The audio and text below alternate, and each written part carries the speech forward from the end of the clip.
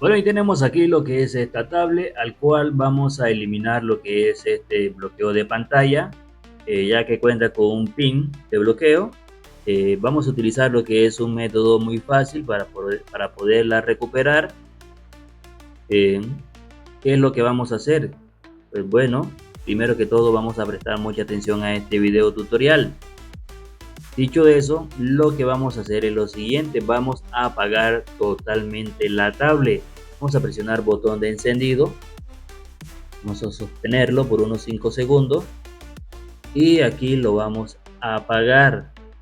Luego que esté totalmente apagado, vamos a esperar 10 segundos hasta que ya nuestra tablet esté totalmente apagada.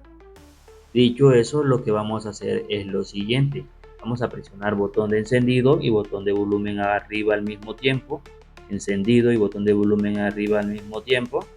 Cuando la tablet inicie el logo, vamos a soltar botón de encendido sosteniendo el de volumen arriba, vamos a sostenerlo y vamos a entrar lo que es modo.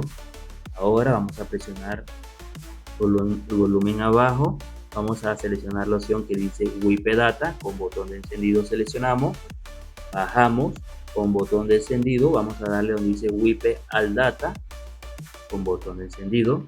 Ahora bajamos con volumen abajo y vamos a darle clic donde dice confirmar, le vamos a dar en confirmar y aquí se estaría eliminando ese bloqueo de pantalla que tenía nuestra tablet.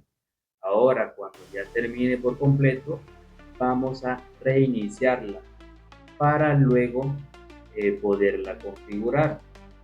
Le vamos a dar aquí botón de encendido, botón de encendido, botón de encendido y ahora se va a reiniciar.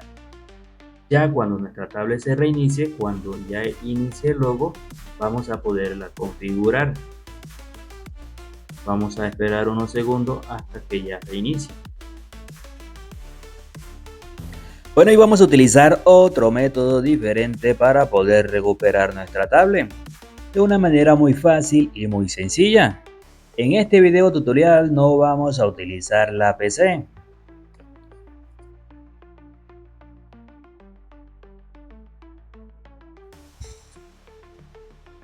Bueno, ya que restableció nuestro... Bueno, lo que vamos a hacer...